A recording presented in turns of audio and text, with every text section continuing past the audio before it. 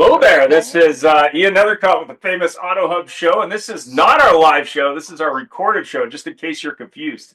I have someone who's an auto industry expert, a media person, jack of all trades, it sounds like, who does a lot of media in auto, with some opinion, shocking, in the car business.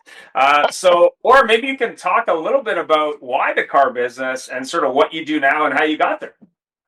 Yeah, it's kind of interesting how I ended up here. I'm originally from Detroit. I was born in Farmington Hills, and my father worked for the big three automakers. So he worked for Ford in engine design back in the 50s. He was actually a charter member of the Thunderbird Club. And then he lost his job, went to General Motors, worked on the engine and suspension program, and bought a Corvette back then. I think it was a 67. And then he lost his job and worked for Bud Rim and Wheel and a bunch of other auto suppliers. Ended up at Chrysler, and where my mother got a 70 Barracuda, so I'm dating myself, that was 1970. And then he worked for Fermi too, so he was a nuclear and a mechanical engineer, really talented, but abrasive, we shall say. So he didn't keep his jobs very long, but he ended up coming to Buffalo working in military contract. In the middle of this, his Corvette brakes started leaking, and he created a product of a company called Stainless Steel Brakes Corporation. And when I was 10 years old, we had moved here to Buffalo. Don't do the math. I'm old enough for everything. Good smoke and mirrors. So I used to finish my homework when I was in fifth grade and go down in the basement, because they started it in the basement, and break down calipers. And I was never told, like literally with a breaker bar and the whole thing, because all these brake calipers from Corvettes were rusted. The pistons were jammed in. I learned how to use a slide hammer, and I never thought anything of it. But it was a chance to make some extra money. And I had a huge affinity for James Garner and the Rockford Files, and I wanted a Firebird, so I knew I had to make money. So I was making money helping pack things. The company started getting big. My father quit his job. That company got pretty large. When I was in high school, I had my first car, which was a Camaro. I couldn't afford the Firebird. Close enough. 76 Camaro. Couldn't drive it, but I bought it anyhow. Brought it home, must change oil 10 times and put 10 coats of wax on it before I could drive it legally. But I have some parallels going on here because my whole life is cars. So that business grew, and I said, geez, Dad, why are we only doing Corvettes? We should do other stuff, because I go to these cruise nights and there's like Mustangs and Mopars. And he's like, we'll go figure it out. So I walked up to a guy who had a 66 Shelby, who's still a good friend. And I said, hey, are your brakes leaking? And now I'm some young girl, mind you, I'm like a junior in high school. And he's like, yeah, they are. I said, well, during the winter, we'd love to take the brakes and work on them. So I brought him into my dad, and he's like, this is great. We did a different process because the seals in the bore wall. I won't get technical. And I started learning a lot about engineering, doing my own blueprints and all that, because my father said, if you're going to do it, then do it. So, and I was never told, my mother didn't like it, but I was never told you can't do this because you're a girl. And I used to help my dad work on cars since I was a kid. I helped bleed brakes, change clutches. I mean, like, I'm the real My Cousin Vinny, I guess. You know, if you've seen the movie, that's, everyone says, oh my God, you are, except without the New York accent. I could add that in if you'd like. So it was funny. So that started going, and I went to the Shelby convention. The Shelby convention was in Detroit, and I put all the stuff in the back of my 79 Mustang, because I got rid of that GM car quick, because it was terrible on an autocross course, because I started autocrossing, and the Camaro was a stone. But the 79 Mustang, when the V8 came back, with a real car in the Fox body chassis, I was like, we're golden. I started winning some races, drove to the Shelby convention, and people came up to me and said, I like the brakes, but I don't have disc brakes. Not knowing any better, I'm like, what do you mean you don't have disc brakes? Well, these cars came with drum brakes in the 60s, or disc brakes if you bought a GT or a Shelby. I'm like, They said, you come up with something, I can put these on my car, and I would. So, of course, the wheels start turning. I came home. I'm now a senior in high school. And I said to my dad, hey, I'd like to put disc brakes on these cars. He goes, figure it out. So he taught me to think. Yeah. And that was important. So I literally pulled out the old microfiche, dating myself, and started those old microfiche machines that the parts guys used to have. Oh yeah. I looked up the difference between the two, and I found that the company that had them all were multiple companies. I called all the companies and said, hey, you have any old inventory? And they go, absolutely. I bought everything. My father thought I was nuts. So I developed the first drum to disc brake conversion kit for 65 to 67 Mustangs. And my father said, if you can sell 100 kits, I'll give you $1,000. Now, remember, I'm a senior in high school, and I'm like, damn, $1,000. that pays for wheels and tires for racing, you know? So we sold well more than 100 kits. We sold thousands of kits, and that opened up to me working to figure out later model Mustangs, Mopars, and other cars. And then I developed a rear disc brake kit, and all that started booming. And again, sometimes in life, you think this is going to be my business. And a fork in the road comes. We've all done that. You've done that. We discussed that before we went live. Everybody has. And you're like, how did I end up here? Well, how that happened is I continued racing. And I've raced professionally. I race in the Trans Am series. I now race in the vintage Trans Am series. But at the same time, in a parallel, Motor Week, which is a public television on PBS here in the States, with John Davis, they called and said, hey, would you like to come on the show and talk about brakes? Very cool, coming from a girl. I said, sure. This is 1986 now. I said, sure. So I went down and I talked about brakes. I said, this is very cool. And one of the producers, good friend of mine, Craig Singhouse, said, hey, you should be doing dealer training. And I'm like, what's that? And at the time, this was a lot of money in 1986. It paid $200 a day. And I'm like, I'm in. And my father goes, go do it. He never stopped me. He always motivated me to do it. So, hey, that's $1,000 a week. And the first car was like the Escort ZX2, I think it was, in Cleveland. And I was chasing pylons in a parking lot. I go, I have an actual degree in marketing, economics, and engineering. It's sort of a minors in the economics. And I'm like, why the hell am I chasing pylons? So I convinced them to let me do a marketing breakout. They loved me. That's a whole nother story that was a lot of fun because they put me in Oklahoma City after the bombing, and there was no one who had a sense of humor. And I was trying to get them to laugh. And I'm really good at that, typically, but that was the biggest challenge ever. And I ended up being a lead facilitator and doing dealer training all around the country. It was fantastic. Best dealers are the hardest dealers. And I love working with the guys in New York, Boston, Philly, DC, and nobody wanted to work with them. I'm like, oh, I'll take those jobs because I got those guys laughing because they'd come in like this. Hey, it's 9:00. I need to beat rush hour traffic, and I got sales going on tonight. And so my job was to give them everything they needed, make them laugh, have fun, and talk that they had a great time and they learned something. And the training companies, they're still out there, many of them, were like, what are you doing to get these guys to really love you? Because they keep asking for you. And I did it all the way to till 9/11. The pay was great. It was 10 cities, 10 days. The pay got better and better and better. The pay was fabulous. The travel sucked after a while. But the dealers are great, and I'm still friends with many of them. And I learned a ton from working on the dealer side because I was given all the dealer principals, the F&I guys, the general managers, the sales managers, and they're like, we got no time. Tell us what we need to know. I got to get back to work. And I understood that. And I was still working for my dad at the same time until 1996. And then my husband and I started a company that makes tubing products called Classic Tube. We make all prevent brake field transmission lines for collector cars and current stuff. And so who knew that all these parallels would happen? At the same time, I taught my husband how to race cars, and he's phenomenal. He's a mechanical engineer, and he raced professionally prototype cars. We've raced all over the world, and he's a better driver, and I can't afford to have three of us racing because my kids race as well. My daughter's name is Shelby. So yeah, we have issues. We also restore cars. So her name is Shelby. Her daughter's name is Senna, and she's ready to deliver number 2. By the time this airs, probably number 2 will be delivered. His name will be Enzo. So we are car people. But I've worked in every aspect of the auto industry, from working with the dealers, training the dealers for JD Power. And now I'm on the journalist side. So in 1992, I got an odd phone call from Oprah. And I really didn't know who she was until I told my sister-in-law, who went nuts. I'm like, who? Some woman, I don't know. She wants me on her show. But I had done CNN and Fox News hadn't even come up yet.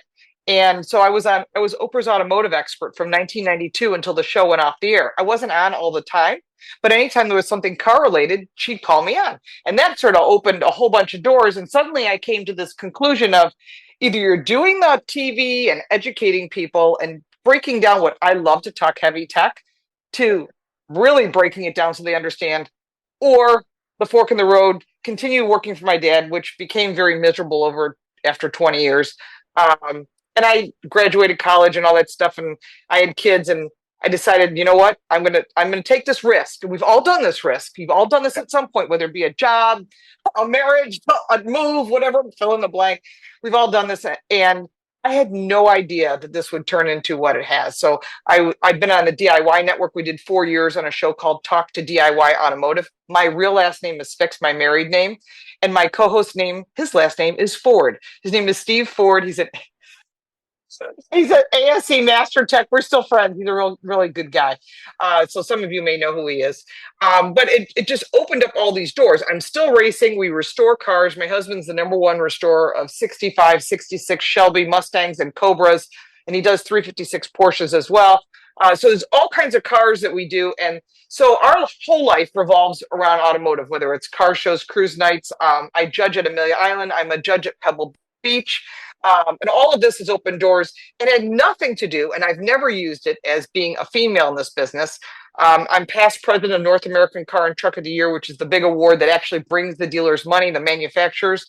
And that was interesting because after they told me, we want to get a woman, I said, I'm not running on being a woman. I'm running on having a brain because in reality, I'm an entrepreneur. And after they got me in, they tried to cancel culture me, but they lost because they thought I was going to fold like a lawn chair. But I'm not your typical female who will just go, oh no, I'm going to get upset. I'm like, see, you barked up the wrong tree. That's at my cousin Vinny and me, you know. Yeah, I did a show, God, 6 years ago, on women in auto. It was the first show I ever did on the topic. And it Yeah, was like, oh no, you shouldn't do that. It's a bad idea, and this and that, and a bag of chips. And I thought it was depends who really you get. I thought it was funny because when I look at auto, and I have a family history in auto. So my Mhm. grandfather owned dealerships and gas stations. Oh, My cool. dad worked in the business. My uncle worked in the business. My cousin worked in the business. I worked retail myself. But what was interesting about that, and fast forward 6 years, I've done many shows with not just women on them, but all women in some cases, mix a bag, all those kind of things. What I find, and this is just my 10 cents on the topic, and I think it's a little bit unfortunate that sort of there's this focus on, oh, well, she's a woman in auto, he's a man in auto, whatever.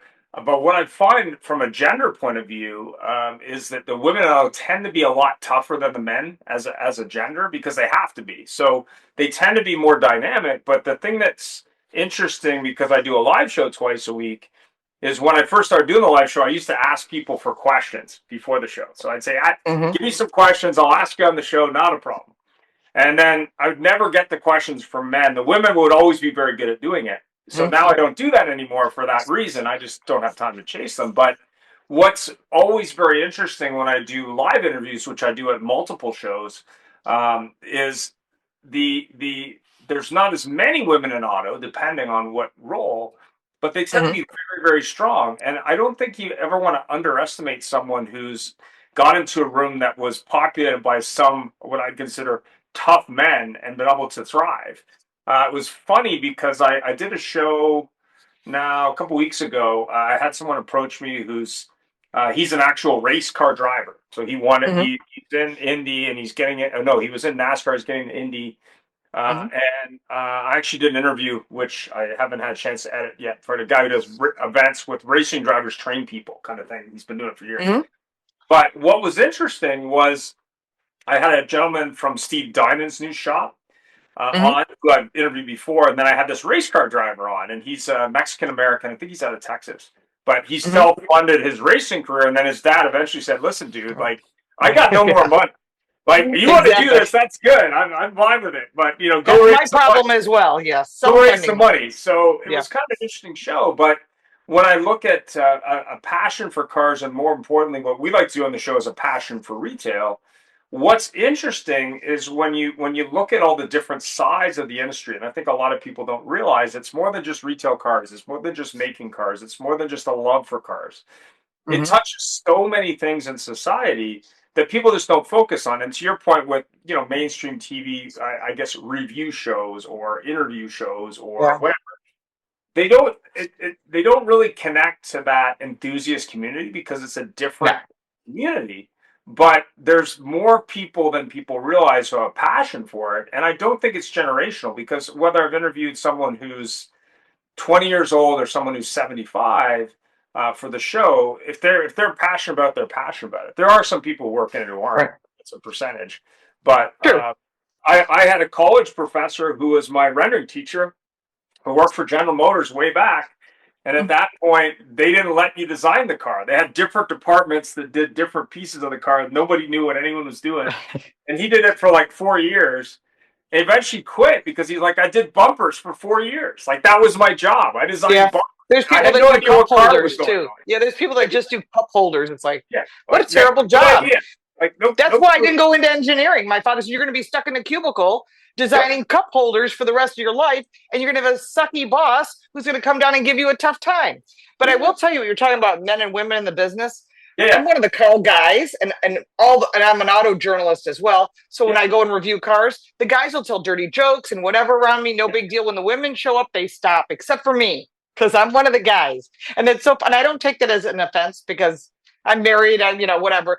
But I think the thing is, and I've had to deal with this many, many, many times. I remember going to a racetrack at Nelson Ledges in Ohio, and they said, you have to run with the women. I'm like, how does the car know if I have boobs or not? And it doesn't. So I thought that was just odd that that was so how they thought. And so I fought them and I said, well, here's your choice. This is like 90s, maybe late 80s. I said, here's your choice. You can let me run with the men. I said, or I can get the press involved. This is back in the day. And we can do a whole story about how you won't let women run with men. That was a whole different time. And they said, fine, run with the guys. And I broke the track record and I was first in class. So I didn't say anything. I didn't have to say anything. It was all said by, actions speak louder than words. But I've also was on a board. They were going to do a Mustang museum. I won't say who the person is because I don't know if he's even still alive. But he flipped out in front of me, all guys. I was the only female in the room. Flipped out, yelling, screaming, having a big fit. And I looked at him, and everyone is like big, wide eyed, like, oh, he's really upset. But I didn't. I just looked at him. I go, are you done? And he goes, how come you're not upset like everybody else? I said, because you're doing it for reaction. I said, my father yells like this too.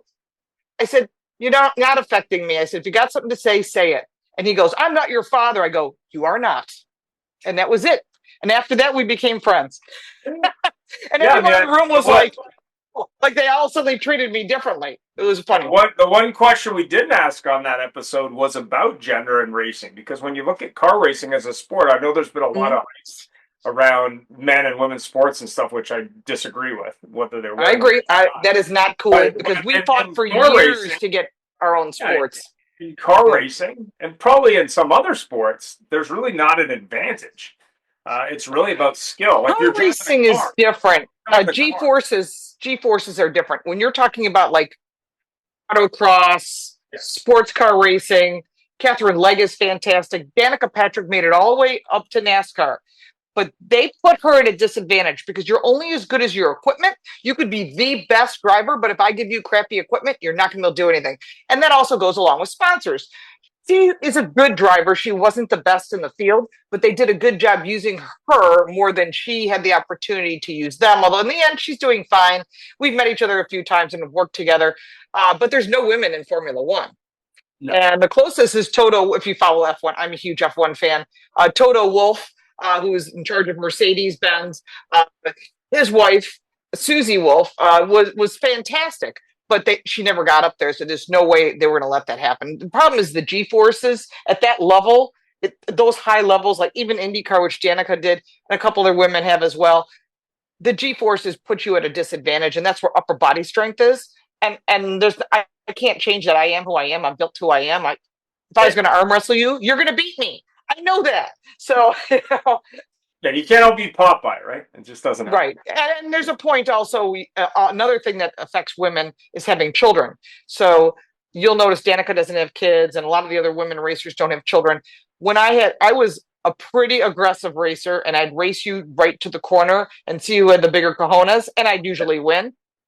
But once I had my first child, it did affect me a little bit. It slowed down my times. And that's why I said my husband's faster. After the second kid, and I only have two, that was it. It seemed like I can still race and be competitive, but I can't go to a pro level anymore. There's something that changes the wiring on who you are as a female. And that's why a lot of women that do race don't have kids.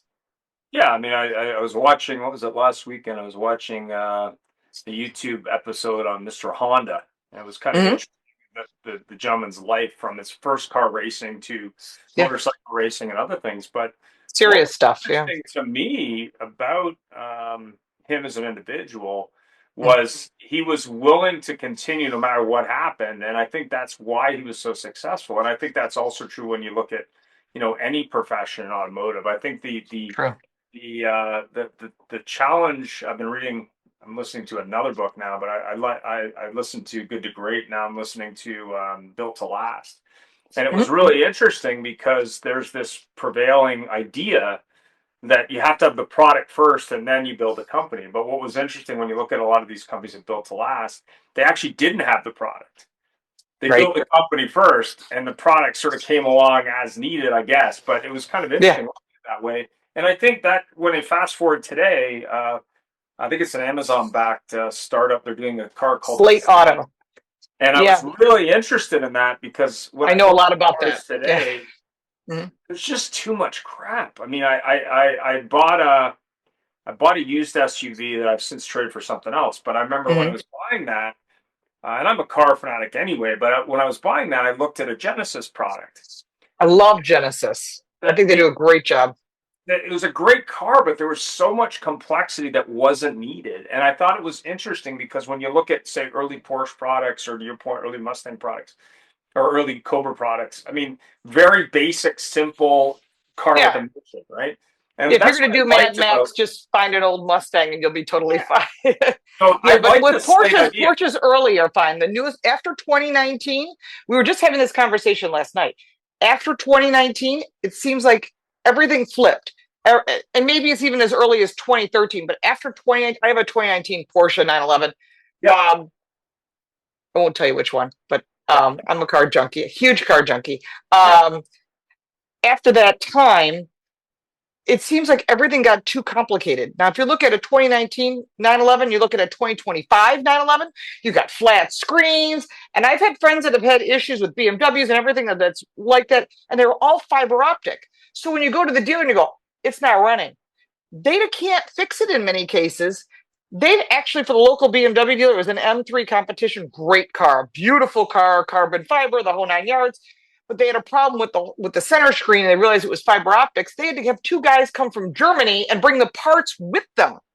That shit, that's ridiculous. Now you're talking like such high end that the technology can't be done here, even though it was probably built in South Carolina. Yeah. And you start, well, maybe not the M3, but when you start looking at how complicated cars have become, they've become disposable. And the reason for that is they don't want these cars to last 10 years. I'm restoring 65, 66 cars. They don't want you restoring a 25 fill in the blank down the road. Why?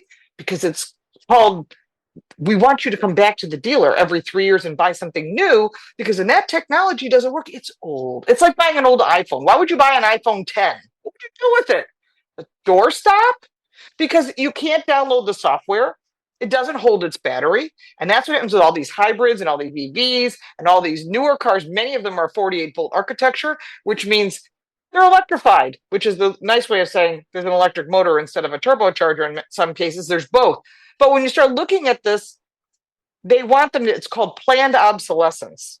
And that's true in a lot of industries. When we were kids, my mother had a dryer that she bought in 1964. And when she passed away in '04, that dryer still worked.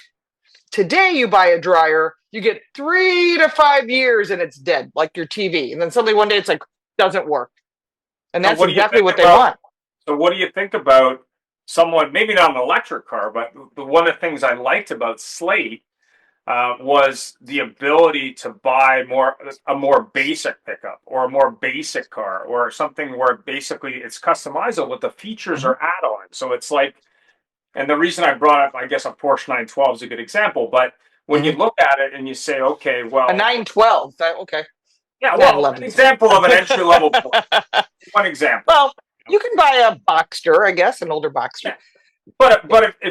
if the manufacturer was to say, hey, that millennial or Gen Z who wants a performance car but maybe doesn't have 75 grand to pick a random, Mhm. Yeah, that there's a lot, I think actually, there's that's a quite a market few of them. opportunity. Mhm. That lower cost, more basic car I is kind agree. of the anti car. And I see that Well, kind of there's a where little bit more than meets the eye on that slate. First off, they said it priced under $20,000, and that's what I use as my title in my YouTube video. Car Coach yeah, Reports is where all my news is. All my car reviews live on Car Smarts if you're interested. yeah. So the slate $20,000 price is Also, based, yes, is based on the $7,500 tax credit, which, as we're talking today, is about ready to go away because the House passed it as a CRA, Congressional Review Act. That has now gone to the Senate, and on April 30th, it became a rule. So, in other words, the parliamentarian here in the U.S. said that we can't do CRAs. Maybe they passed these 5 important resolutions, but they have to be converted to rules. So they got converted to rules quick, and it was bipartisan, which is really important. So now it'll be on Monday, coming up the following Monday, which will be what, May 5th, I think, at this time. So if you're watching this after May 5th, you'll see it. The Senate's going to vote, and they're going to vote to remove California Air Resources Board and their power, which means they could no longer have a carve out. So the carve out was put together in 1970 and then was given more power from President Obama and then even more power under President Biden. And now one state is making the shot, calling the shots for all 49. And in the US, that's unconstitutional, depending on where you live in the world. And so it would be like California saying you can only drink Diet Coke and have hot dogs. You could not have hamburgers or Pepsi Cola. You'd be like, but that's what I want. You can't have it. You can only have what we want because that's what we're mandating. So obviously, this is cars a little different. They don't have the grid to support it. The country doesn't have the grid to support it. The whole grid in the entire country can't support it. And that was proven in Spain, Portugal, and the south of France when they lost power, not because they were hacked, not because of anything, but there was cloud cover and they have no base load. Base load has to come from coal and natural gas. They don't want to hear it. That's why when Newsom's gone, goodbye. Whoever's next, it could be Mel Gibson, it could be Steve Hilton, it could be Kamala Harris, I don't know, but the people do not want to go all electric because not everybody lives in LA and San Francisco. There's a lot in between. And then go all the way out to the desert. They want to make another state and call it New California because they're completely polar opposites when it comes to having the infrastructure for charging and of taxes and everything else. So beyond that's just sort of the surface of California, a lot of issues. But what's interesting to note is that's going to change everything. So for Slate, who said going full circle back, I do get full circle back. Slate is working off that $7,500 tax credit. Take that away, and the starting price is $27,500 or $28,000, and that will get you a stripped down truck. That's a pickup truck. That's a 2-seater, so it's probably have a bench seat. It'll have nothing more than gauges. You would use your phone. You'll have crank windows. I'm totally fine with that, and I guarantee you they will sell those. However, right now we're in essentially concept form.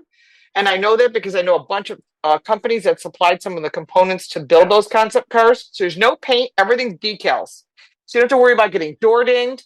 You want the car to be chartreuse? It will be. What's the brand of the car? It's Slate. What's the model? You can call it whatever. You can call it the Ian. You can call it the Auto Hub. You can call it the Lauren. You can call it whatever you want, which is smart.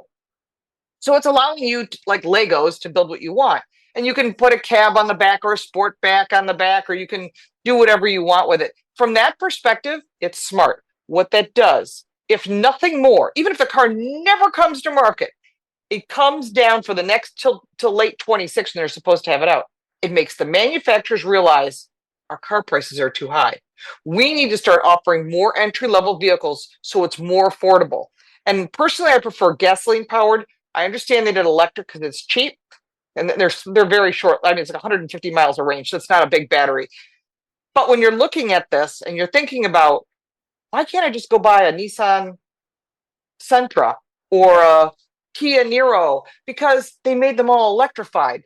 And although the cheapest car in the country is a Nissan or a Mitsubishi, whatever, the fact is it's still too expensive.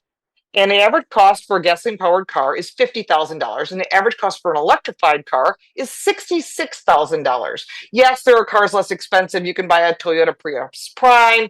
You can buy all kinds of other vehicles. I've got 3 hybrids in the drive. I review cars all the time. I have 3 hybrid vehicles in the driveway now. One of them is a Ford Maverick, which I love, but still starting at $28,000. So if you put a Maverick an entry-level Maverick, which would have a gas engine, it would not be a hybrid, it would not be the performance Lobo, just an entry level, up against a Slate at $28,000, people are going to go, I'd rather have the Ford, unless you really don't want to deal with a dealer, because if I get a problem, we go to, there's a million Ford dealers all around the world. Now, if you have a Slate, it's like owning a Tesla. You have to call. We can't fix the software. We'll have to pick it up on a flatbed that's powered by a Ford F-250, diesel, which I find hysterical on the Tesla. And we'll take it to one of our service centers. And I live in Buffalo, New York. So it would have to either go to New York City, which is a good 6.5 hour drive, or potentially Cleveland, which probably wouldn't be till later. And that's a good 4 hour drive. So when you start thinking about that, I don't want my car to be gone that long. Do I get a loaner? No, we'll send you an Uber card. That does not work, especially if you got kids and everything in life. So when you start thinking from that perspective, the Ford dealer would go, oh, I'm really sorry, your Maverick's having an issue. Here's the keys to something else. Yeah. We'll call you when it's fixed. So that's going to be the big issue for Slate. I like the concept. I think the marketing is a little askew. If they were smart, because I know Bezos is behind a lot of this, but not all of it, they should have called it the Amazon car. Get on Amazon, order what you want. Like, I want it to be orange. I want it to be called this. I want this, this, and this. Hit send, and they'll deliver it to your door like an Amazon package. Here's your vehicle. Here's the keys. Here's your paperwork. And you do it all online, which you can do. A lot of dealers sell all over the country. That would have been a super smart marketing move. Instead, they didn't. But Hyundai is now selling cars through Amazon. So you go test drive it at the dealer. They place your order on Amazon. They'll charge it to your card to get your points or whatever, and then go pick it up at the dealer. So I give Hyundai credit for that. I think I agree with you on the Hyundai. We've had A to Z Sync on a number of times. I was actually at their booth this year at NADA in New Orleans. They weren't talking to anyone because they were all paranoid about whatever. But no, they're great. I actually know Jose Munoz. He's a great guy. Really smart marketer. They didn't want to do any interviews, so for whatever reason. But I'll go with you next time. I'll get him to interview. I'd love to do an interview. But at the end of the day, what I see as the opportunity for the non-Bezos backed startups or the non-Amazon car, whatever you want to call it, is what it's signaling is there's an opportunity to have a gas powered or hybrid or whatever the engine powertrain is. But I almost thought about it like a Lego. And I was going back to that. That's what I saw as the mastery of it. Like, hey, car start at X, the frame is this, the engine is that, the cap is this, whatever. But I think it's something that manufacturers and dealers have been avoiding for a long time, whereas they just assume, okay, you want one of these 6 configurations or you want one of these 3 configurations. Right. Whereas if you had that, if you simplified the lineup and said, okay, we make trucks starting at this, and you can configure it any way you want. So kind of like what Scion tried years ago, but more of an entry level. Like I'm thinking like hatchbacks back in the day, and simple cars. But more important, there's a reason behind all that, though. Why they don't offer low price entry level vehicles, because again, we're going to tie this all together. You're gonna be surprised. The tariffs have something to do with this as well. We can talk about that. So the mandate came down from the Biden and Obama administrations that you got to go all EV. We knew it was coming. Everybody doesn't like it. I want to have choices. You can't have choices. Everyone has to comply. That's the only way, right? Yep. So car manufacturers are going, we got a problem. We don't make money on any of the electric cars. Even Tesla doesn't make money on them. He sells the carbon credits to the other car companies because he's smart. He gets 7 carbon credits for every car that's sold. The other car manufacturers literally get 4. Yeah. So you don't have enough to offset the EPA, and there's a big fine if you don't comply. So they buy the carbon credits from Tesla. That's how he makes his money. He's not an idiot. He just knows how to work the system. He's very, very smart. Yeah. So this is the interesting part. So if I take a loss on every single car, why are we selling entry-level cars where our profit margin is less? We make money on all the goodies. Oh, the center screen, you got to have this and that. They tried to drop AM radio. That's a total bomb. They tried to do subscription services for heated seats. Total marketing blowout disaster. And so instead, what they do is they offer super high trim levels. So we'll offer a calligraphy, an AMG, or whatever. They'll offer all the super high ends. And there's no longer an S model, a basic I just need transportation. I don't need all the extra crap. And they put themselves in a situation where they only make money. They make a lot of money off the accessories and all the higher trim levels and the special paints. I mean, some of these paint jobs, I'm getting window stickers of $6,000. It doesn't cost them that much to change the color. They're doing that because it's a money grab. So the same thing is with, we don't want AM radio. We want you to use our Google-based system because they have to pay Apple and Android in order to put that into the car. So if we can use a Google-based system, Google will pay us. I like this. So now they've done things. I won't say the brand because I'll probably get a hate letter from them. But one of the brands, I own a 2022 of this very cool truck. They sent me a 24. And if you go on my channel, you'll find what I'm talking about. I stand on the tires with my arms crossed and I go, this is my 2022 and this is the 2024. And what's the difference? $20,000. So they jacked up the price, offer some new colors, and there's no change. Not performance, not bigger brakes, not anything cool. Nothing. And I asked them, and I got a kind of a nasty text message from one of them, but why are you charging me $20,000 less? I'm keeping my 22. You want me to buy a 24 and everybody else. Why would I do that? And now some of these very cool performance vehicles are being discounted because they got greedy, because they had to offset the loss from the electric vehicles. So in reality, every car manufacturer wants that mandate to go away. So when you think about it, how am I going to make money? The only way I make money is if I sell cars that you want, that your customers want. Well, how does that work? Get away from electric vehicles. So now when we look at the tariffs, bring that back here, you're going to get all kinds of incentives if you build here. And that's why like Hyundai's putting $31 billion in, BMW is going to move their plant here, Mercedes is going to expand their plant, Honda's going to bring back their vehicles because they won't have to pay the EPA fees. They want to comply with this current administration because it's going to be very, very, very difficult to put this mandate back in place. Because once this CRA or resolution passes, they cannot reinstitute it based on the law. And that will help the car manufacturers actually make some money, which will give the dealers vehicles that consumers want at a more fair price. Because right now, they're ridiculously overpriced, and people are complaining that it's $100,000 for a pickup truck. Yeah, I mean, I don't see the electric having that much more legs, especially when you look at solid state. And then there's also well, that's not in production, unfortunately. It's great to have theory, but even Ford is back down on their electric vehicle platform. They thought they were going to come and beat Tesla, and they're like, "Yeah, we're going to shelve that," and that happened yesterday. What about this combustion hydrogen? What do you think? I have driven the hydrogen engine through BMW. There's no infrastructure.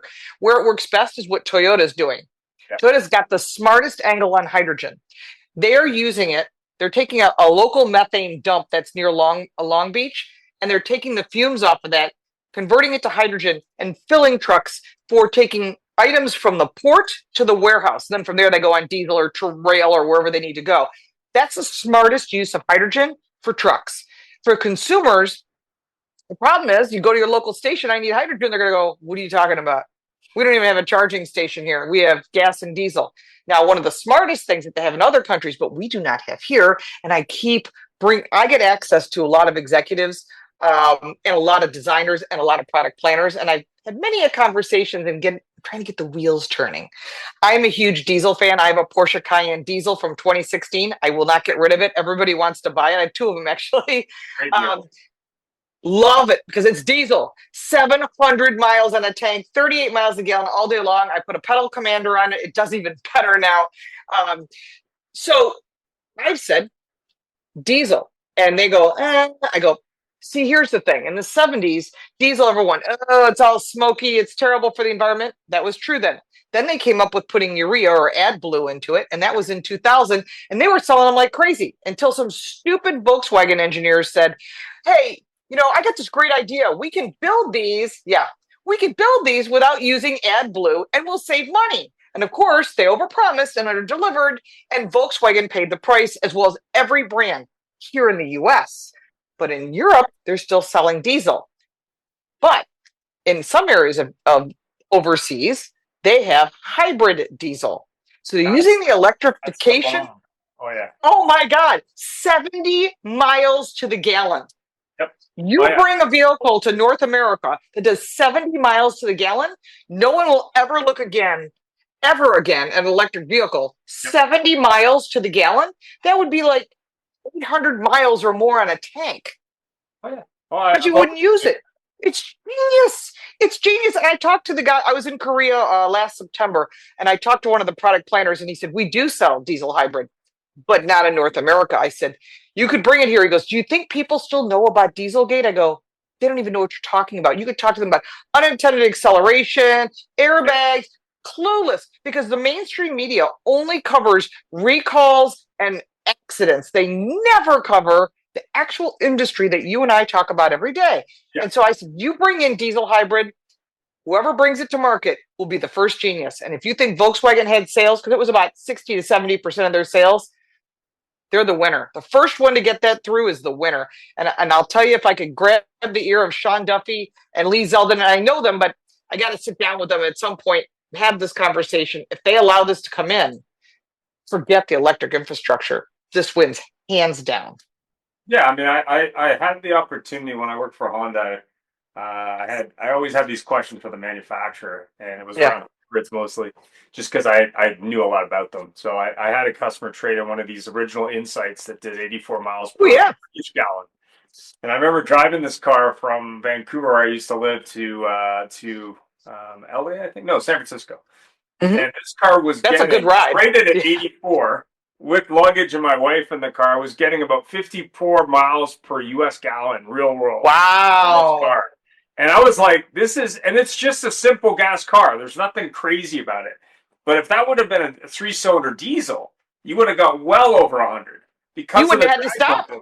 Yeah. You wouldn't have to stop other than to go to the bathroom. I already didn't have to stop even at that. But the thing that was funny about it was, when you look at those kind of cars, or even that technology, and I actually looked at buying a Porsche Cayenne diesel a number of years ago now. I tried to buy it, but they're hard to find. They're hen's teeth. People that have them, like my son bought the one from me because I wasn't going to sell it, but he needed a car. He was in an accident, and I'm like, all right, I'll sell it. But I bought them both new, and I bought them off the lease afterwards. And then, of course, I got the diesel money for it. So I'm golden. I'm totally fine. There was also that, what was it? I think it was a V10 Touareg back in the day. Oh, yeah. You can find weird vehicle. Those were awesome. Yeah. Those were awesome. They made them for a very limited amount of time. They sold a V10 in Europe that had 1,000 pound-feet of torque. They could rip a tree out of the ground. I'm like, man, I've been trying to get one, but they're so old now that by the time they come over here, they'd be just abused. When they sold them, and nobody knew what it was. It was like, what is that? It's a V10. And they're like, yeah, it was kind of funny. I know. Just think about that. That was a great truck. If you can find, I don't even think there's many of those left. It's like the diesel Land Cruisers from the 80s. If you find one of those, that's another one that people really touchy about. Anyway, thanks for taking the time today. I really appreciate it. How can people find out about your show and what you do? And there will be details below, but is there a website? Like, how does that work? Yeah. I'm on literally every form of social media, from Twitter to Instagram to Truth Social. I'm also on Rumble. All of that is at Lauren Fix, LAURENFIX. Or Car Smarts has all of my car reviews. I had to separate that. All my news, which I put out, both of them 3 times a week. I got a lot of work to do every day, is all the news. So I'm posting on what's going on with this Congressional Review Act. I've talked about the kill switches, which is part of the infrastructure bill. We try to give you information you're not getting anywhere else, because not even Automotive News is covering this. So I'll cover things that are really interesting. Like, we have Oprah coming to the U.S. It'll be probably 2030, and that's going to be backed by Penske. That's going to be really interesting, very sexy Spanish car that's got a lot of Porsche in it. Very cool. So if you're looking for a new dealer network, Cupra, CUPRA. So we cover all these cool things on our channel. And if you want it all in one location, just go to Car Coach Reports. And I'm Lauren Fix. And sometimes my son covers it too. His name is Paul Fix. Thanks very much. Have yourself a great weekend.